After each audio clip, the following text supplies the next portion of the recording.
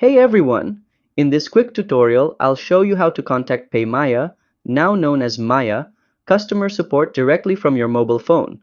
Whether it's a payment issue, account question, or general help, here's the easiest way to get support. Let's get started. Step 1. Open the Maya app on your phone and log into your account. Once you're in, tap your profile icon in the upper left or upper right corner depending on your app version. Step 2. Scroll down the menu and tap on Get Help. This will bring you to the Maya Help Center inside the app.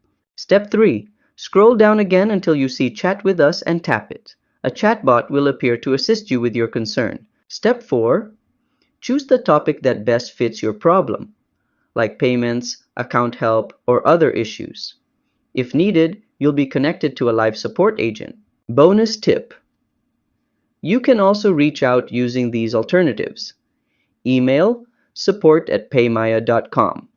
Landline +63288457788. These are great if you want to talk to a real person or explain your issue in more detail. And that's how you contact Maya support using your mobile device. If this helped, leave a like and subscribe to How to Tutor for more easy tech tutorials. See you next time!